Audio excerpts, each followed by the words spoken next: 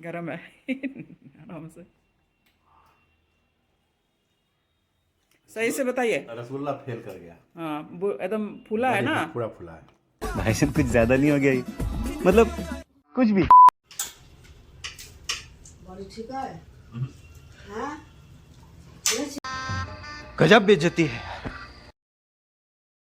Hello good morning, कैसे हैं आप सब। तो सुबह का टाइम है और ये मेरे ससुर जी हैं, बाबूजी, और ये पतिदेव जी घूर रहे हैं। जैसे कैमरा ऑन करती है ना, घूरना शुरू करते हैं। और ये सासू माँ है, वो फ्रूट खा रही है, और वहाँ ससुर जी नाश्ता कर रहे थे सुबह का। और संडे का दिन है और मैं अपनी दवाई की पोटली खोल के बैठ गई हूँ, क्योंकि मैं उठती हूँ तो दवाई के मेडिसिन लेते हुए और सोती भी हूँ तो मेडिसिन लेते हुए। क्या करूँ, अब बहुत सारा कुछ देख के किसी को लगता नहीं होगा कि मेरे साथ इतनी सारी प्रॉब्लम है, लेकिन है तो है। अब तो साथ ही चलेगा ये तो, जब तक लाइफ रहेगी तब तक। तो बस यही है डेली का। तो अभी सुबह सुबह मैं फिर इन लोग के लिए नाश्ता बना रही हूँ। पोहे, पूछी क्या खाएंगे तो बोले कि पोहा ही बना लो। पोहा फेवरेट है, सबको अच्छा लगता है और हेल्दी भी है। तो मैं ये मूंगफली सरसों तेल में बना रही हूँ। मूंगफली डाल के पहले मूंगफली भून ली। मैं निकालती नहीं हूँ मूंगफली, या फिर मूंगफली निकालो फिर प्याज भूनो। बस मूंगफली थोड़ा सा 80% भूनता है तो मैं उसके बाद उसमें प्याज डाल देती हूँ और फिर कड़ी पत्ता डाल देती हूँ। और इसी में, और ये देखिए ढेर सारा मटर डाल दी।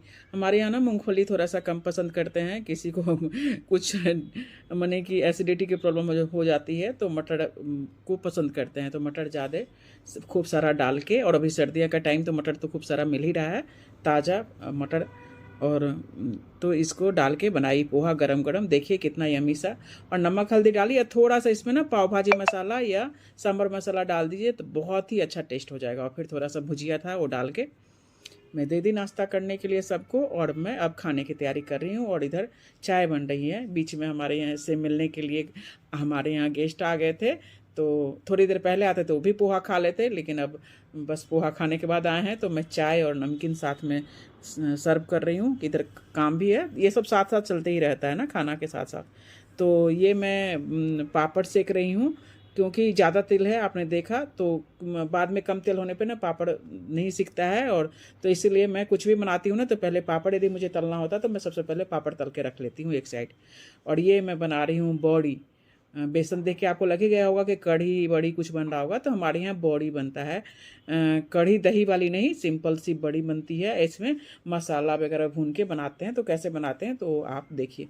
तो ये बेसन में सिर्फ नमक हल्दी डाल दी हूँ, थोड़ा सा हींग डाल के, और साबुत जीरा मन है तो डाल दीजिए, नहीं तो ऐसे खूब बढ़िया से उसको फेंट लीजिए कि फूल जाए, एकदम सॉफ्ट हो जाए। तो इसको तेल में छान लिए हैं, और छानने के बाद इसमें इसके लिए फिर आगे अब मसाला की तैयारी करेंगे।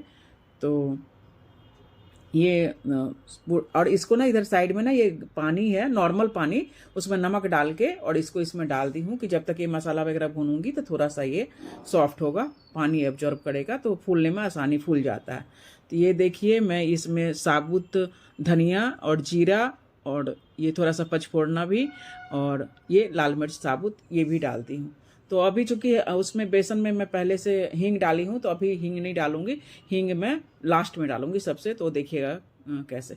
और ये मसाला है हमारे पास वो सूखा मसाला को, तो इसमें थोड़ा सा धनिया पाउडर है, थोड़ा सा सब्जी मसाला है, और थोड़ा सा चुटकी भर हल्का सा गरम मसाला डाल के और हल्दी डाल के इसको पेस्ट बना दी हूँ। और तेल में इसको अच्छे से भून लूँगी। और पतिदेव जी आ गए हैं, कह रहे हैं क्या बन रहा है। तो मैं बोली कि आप लोग से पूछी थी वही बन रहा है। बड़ी बोले थे कि बड़ी बना लो, अच्छा है, माँ बाप जी आए हैं तो। मेरे ससुर जी को बहुत बड़ी पसंद है। तो मसाला भूनने के बाद और एक तेजपत्ता भी डाल दिए हैं। तो ये भूनने के बाद उस थोड़ा सा बेसन 1 चम्मच मिला के, कि थोड़ा ग्रेवी ना थोड़ा सा इतना भी पतला ना हो, थोड़ा टेस्ट आ जाए, ज़्यादा नहीं घोलना, बस हल्का सा घोलना। अब ये पानी वाला सारा कुछ मिला के इसमें डाल दी हूँ कढ़ाई में। और इसको हल्का सा पहले तो अच्छे से एक बार उबाल आ जाएगा, फिर सिम कर दूंगी, धीरे धीरे पकते रहेगा कि ये आराम से और ज़्यादा फूल जाए। और ये देखिए ये क्या है, तो ये मैं ली हूँ गोभी, बैगन, केला, कच्चा केला और ये आलू। तो इन सब के पकौड़े बनने वाले हैं। और थोड़ी सी हरी मिर्च ली हूँ जो कि मैं अपने लिए मिर्च का भी बेसन में पकौड़े बनाऊँगी, क्योंकि अच्छा लगता है। तो ये सब मैं फटाफट इसको काट लेती हूँ, काट के पानी में डाल के रख लूँगी, नहीं तो केला है काला हो जाता है इसको पानी में रखेंगे तो।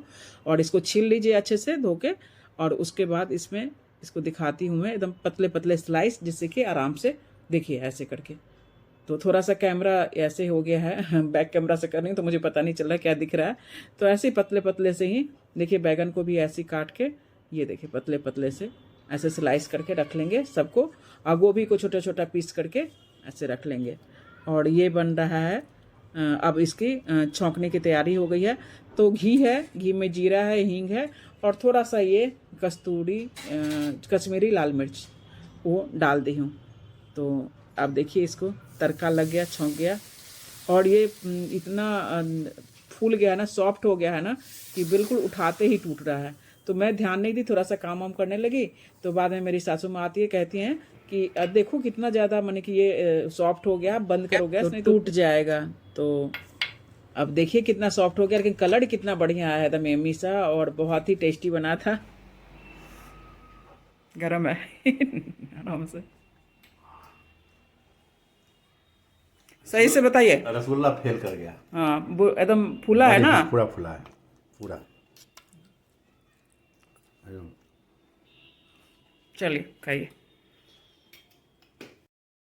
तो अब ये पकौड़े तलने की बारी है, और मैं ये कढ़ाई में तेल रख रही हूँ, क्योंकि उसमें बड़ी तलने वक्त ज़्यादा तेल था तो मैं थोड़ा निकाल ली थी।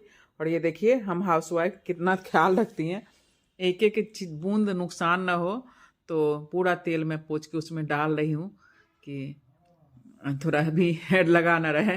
तो ये है हम लोग के हाउसवाइफ की खासियत। तो ये देखिए पकौड़े कितना बढ़िया एकदम। पहले सबसे पहले गोभी के डालें, क्योंकि गोभी के लिए पूरा तेल चाहिए, और कितना सारा तेल था सारा एब्जॉर्ब कर लिया। तो मेरी सासू माँ आ गई हैं, कह रही हैं कि आप खाना निकालो, मैं आपको पकौड़े मैं निकाल देती हूँ। सासू माँ इधर पकौड़े तल रही हैं, और उनको ना ये जो गोभी है ध्यान ही नहीं है, और इसको एकदम लाल किए जा रही हैं। उनको ऐसी आदत है, जैसे कि मैं बड़ी वगैरह बनाते हैं ना, तो हम लोग थोड़ा सा मैंने कि नॉर्मल निकालते हैं, लेकिन वो बड़ी भी ऐसी लाल लाल करके बोलती है, लाल नहीं होगा तो फिर ये कच्चा रह जाता है। तो उनको ये है कि कोई भी चीज़ पकाएंगे ना तो बिल्कुल अच्छे से पकाएंगे। हम लोग कहेंगे अरे अब जल रहा है थोड़ा सा निकाल लीजिए, नहीं नहीं ठीक है, थोड़ा कड़क तो होना चाहिए ना, थोड़ा सा करारा होना चाहिए, तब मज़ा आता है कि बढ़िया से अंदर तक पक जाता है। तो मैं गैस को कर दी हूँ कम, क्योंकि बहुत ज़्यादा वो तेज़ हो गया था, तेल गर्म हो गया था। तो अब वो पकौड़े निकाल रही हैं। उनको मैंने मन होता है करने का, लेकिन अब इतना ज़्यादा एज भी हो रहा है, 76 से 77 एज की हैं।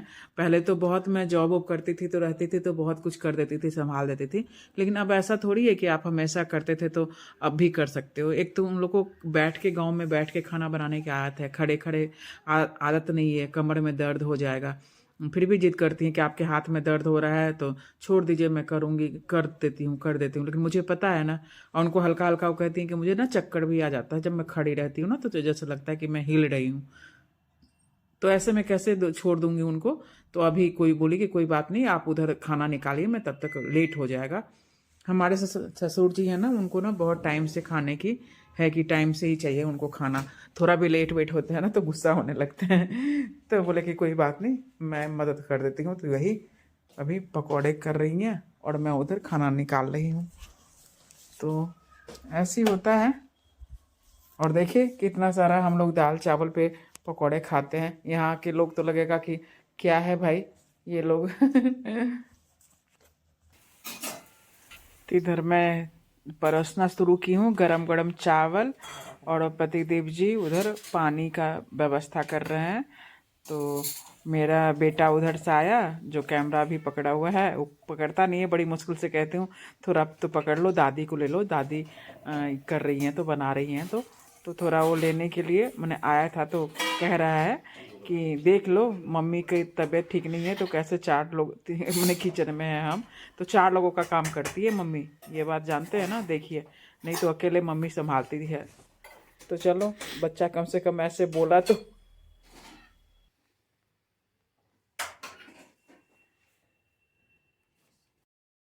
तो मैं कही कि 4 लोग आप लोग इकट्ठा मैंने कि खाना निकाल देती हूँ, खा लीजिए। और मैं आप लोग को बताई नहीं कि मैं अभी नहाई नहीं थी, क्योंकि नाश्ता बनाने लगी, फिर खाना का टाइम हो गया, तो मुझे लगा कि नहाने चली जाऊंगी तो लेट हो जाएगा। तो एक ही बार मैं सबको खिला लेती हूँ, खाना बना के परोस दूंगी, फिर जाके मैं नहाने चली जाऊंगी। तो इसलिए तो ये देखिए थाली लग गई, अभी पापड़ भी है। तो ऐसे हम लोग का जो खाना होता है ना, इस तरह का।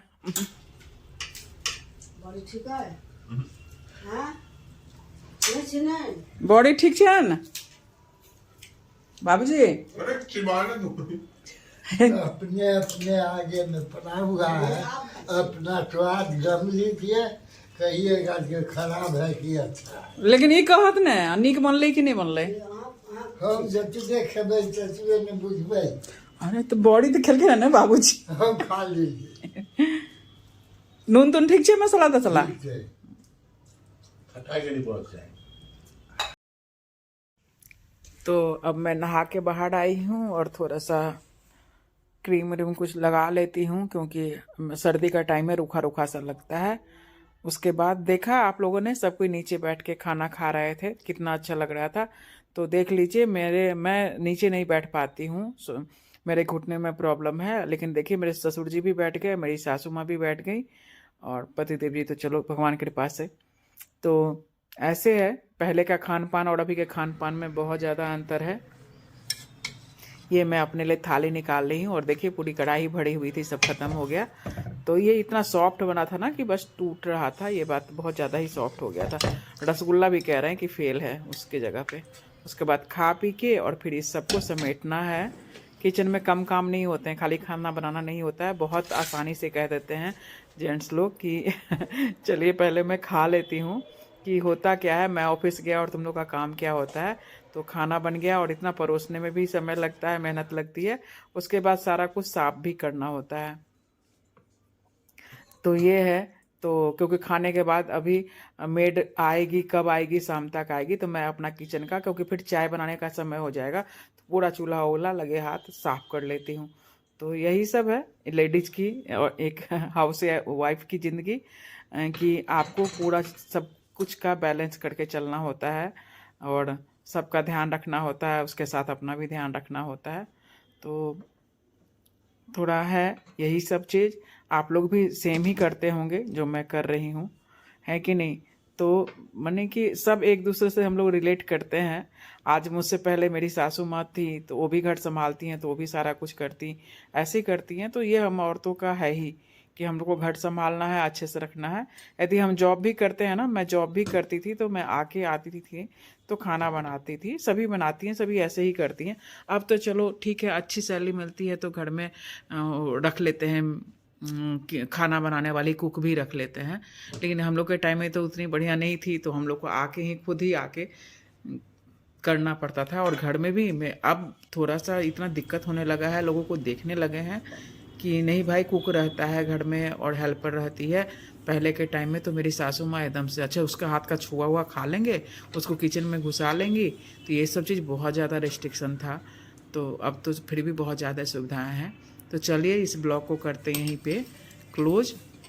और आपको मेरी वीडियो अच्छी लगती है तो प्लीज़ लाइक कमेंट शेयर कीजिएगा, और चैनल पे पहली बार आए हैं तो ज़रूर चैनल को सब्सक्राइब कर लीजिएगा। अपना ढेर सारा ख्याल रखिएगा। मिलती हूँ नेक्स्ट ब्लॉग में अच्छा सा वीडियो लेके। Bye bye, thank you.